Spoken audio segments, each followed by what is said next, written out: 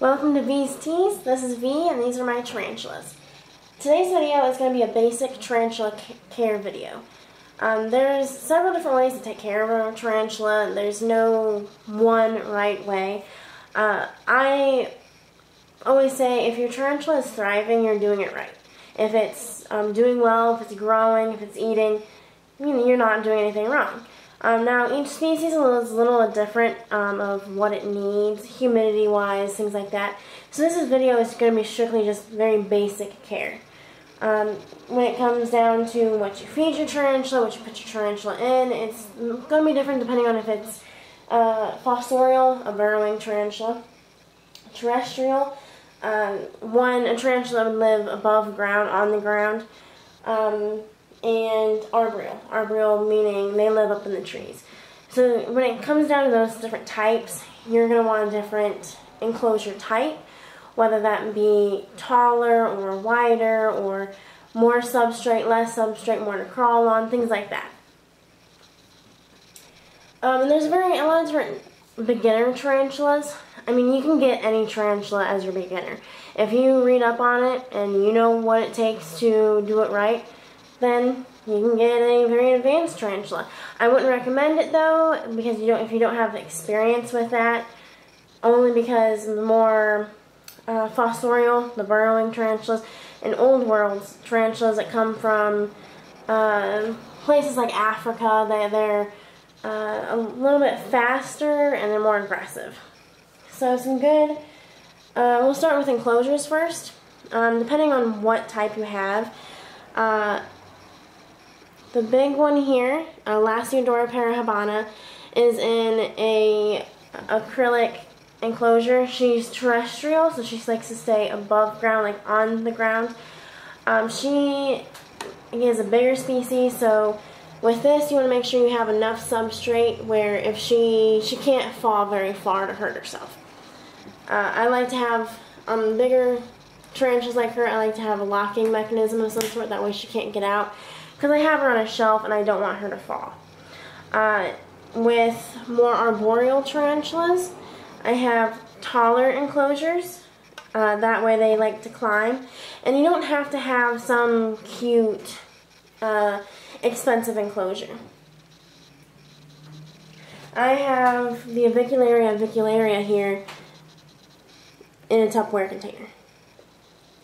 I'm pretty sure she's going to molt right now, so she's not very active.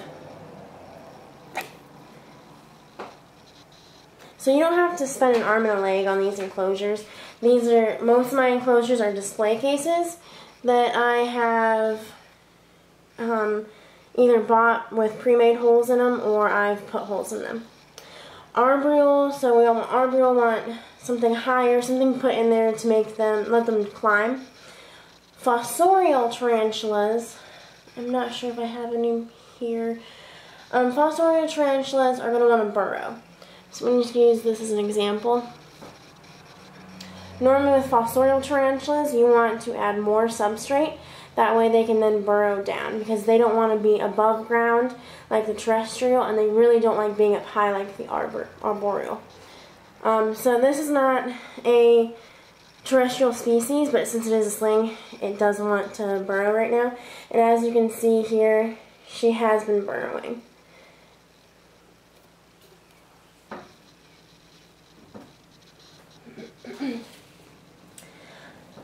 When it comes to the actual enclosures, I use a topsoil and coconut fiber substrate. So depending on the tarantula, I found that cocoa fiber holds moisture a little bit better, but can mold easily in my experience. So cocoa fiber, it doesn't pack as well as topsoil. So I mix it with topsoil, that way it is more packable, especially for the fossorial, but it also holds the moisture. So here's a little bit what my soil that I put together looks like. It's just the topsoil and the cocoa fiber, as you can tell. This is a little bit dry. I just mixed it together not too long ago. When I first start, you want to make sure you have the container you want to use. whether that's some sort of like vial or Tupperware container, display case, or if you want to buy, this is custom made and I bought from somebody. So how you start is you want to first find something that's a good size for your tarantula. So if it's a sling, for example, a sling, which is a baby tarantula, if you will, won't need something so big. Most small slings are just going to want to burrow because it may feel less vulnerable underground. So I would start with making sure that it's either 3 times the leg span of the tarantula, around that ballpark. You can go bigger, but that's just my rule of thumb. And then take the container, make sure it's clean. I don't know if you can see it here, I add ventilation holes. I try to use cross ventilation, so instead of being on the top, I want it on the sides. On the top, all the water inside is going to evaporate out. So make sure your enclosure is clean and has ventilation holes. And then find a substrate that you like. I just go to Lowe's and I just find some topsoil that does not have any pesticides, insecticides, fertilizer, or anything like that. It's natural. I do like the topsoil that does have the peat moss and other mosses in it. And then I mix it with some cocoa fiber that I also find for gardening. You can find a lot of the supplies in the gardening section. You don't have to, like I said, you don't have to spend an arm and a leg on it. I use straws, makeup brushes, you can get tongs for feeders. Hobby Lobby has a lot of great stuff you can use too. So once you find a substrate that you like, whether it be a topsoil, just cocoa fiber, something that you like and is compatible with a tarantula, you then want to fill it up to a good size or a good amount. So for this, it would be good for a terrestrial because it's not too low, it's not high enough for a fossorial, and it's not deep enough substrate for a fossorial. I'm sorry, I said that wrong. It's not high enough for an arboreal, not deep enough for a fossorial. So this would be good for a terrestrial. I'd spray it down a little bit with some water. I like to include water dishes. So I'll just drink a lot of bottled water, take the cap, and just use that as a water dish. You don't have to go out and, I don't know if they make water dishes for tarantulas, but you don't have to spend a whole bunch. Just, if you're going to drink a bottle of water, when you're done, just take the cap. You can also get something to anchor webbing down to, especially for arboreal tarantulas. Cork bark is very popular. You can also use wood from outside, but keep in mind that it may have parasites and bugs on it, so I would recommend disinfecting it. I will boil it and then put it in the oven. Make sure you keep an eye on like humidity. You don't have to make it exact. If a tarantula is from, let's say, Brazil, like the Lasiodora in the big cage, she'll like it a little bit more damp because it's very humid there. So you don't need to have it like 70% humidity or 50% or 90%. You just kind of spray it down. Research where they're from and see does it rain a lot? Is it very hot and dry? And just try to mimic the same patterns of where they may come from. Tarantulas do molt when they grow. They don't just grow. They will actually shed their exoskeleton. So keep in mind when this is going on, they will not eat as much as they normally do. They'll normally start to fast and they won't touch food. They'll kind of get kind of skittish. So each species is a little bit different. My big one, the Lasiodora parahibana, a Brazilian salmon pink bird eater, she will eat up until she molts. Let's see, who else? The Venezuelan sun tiger. I'm sorry, folks. I have a really hard time pronouncing Latin names. Salopelmis erminia. I think I really did a bad with that name. Sorry about that. She will not eat before she molts. She will stop eating. She gets really skittish. She stays in her hole. She actually webs up her hole, and that way no food can get down there. So each species is a little bit different, and even in the species, each tarantula is a little bit different.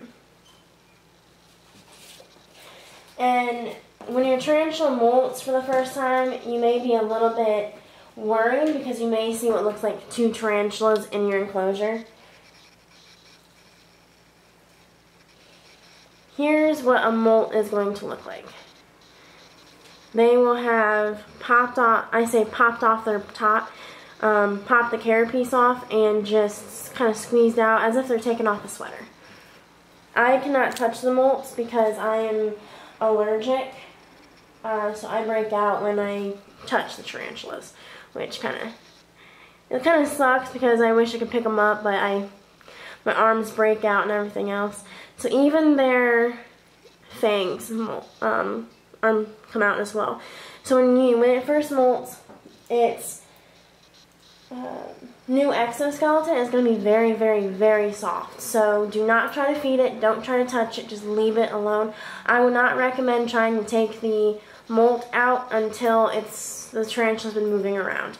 You don't want to accidentally rip that exoskeleton because tarantulas don't have any, their blood can't clog, or they can't scab. So just leave them alone. You'll see that their fangs will be white, and they'll eventually turn to that dark brown black color. So once they've moved around and away from their molt, then you can try taking it out, just to be safe. I always wait at least 7 days after a molt because their fangs might still be soft, and if they try to eat something with a hard exoskeleton, you don't want them to mess up their fangs or anything because then they won't be able to eat.